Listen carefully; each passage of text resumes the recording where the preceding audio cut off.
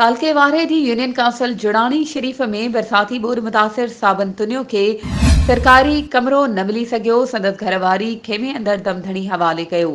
घिटी रस्तो साफ़ न हुजण करे संदसि मड़ गोरे जेॾे पाणी मां खणी नमाज़े जनाज़ा अदा कई वई।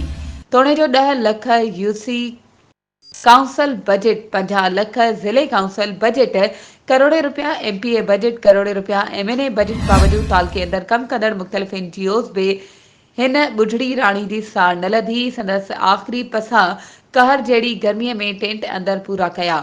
उन्हनि ॿुधायो त 2022 खां टेंट में आहियूं, हिन वक़्त ताईं कंहिं बि साड़ न लधी आहे। सरकारी जॻहूं बि असां लाइ ख़ाली ऐलान मिसिल आहिनि। हुननि ॿुधायो त न खेसि घर जो कमरो मिलियो ऐं न ई रस्तो का घिटी ठही सघी आहे। हर रोज़ इन पाणी मां गुज़री अचणो थो पवे। यादि रहे त ॻोठ जुड़ाणी शरीफ़ वासी गुज़िरियल 2 महीननि खां बरसाती बीठल पाणीअ जे निकाल लाइ मुसलसल एहतिजाज कंदा रहिया आहिनि, जिन में हुननि पारां घरनि ऐं स्कूल मां पाणी निकाली जो मुतालबो कयो वियो, जेको अॼु ताईं पूरो न थी सघियो आहे। वधीक ख़बरुनि ऐं अपडेट्स जे लाइ असांजे चैनल खे सब्सक्राइब कयो ऐं हा, बेल आइकन खे प्रेस करणु न विसारिजो त जीअं असांजी हर नई अचण वारी वीडियो तव्हां ताईं पहुची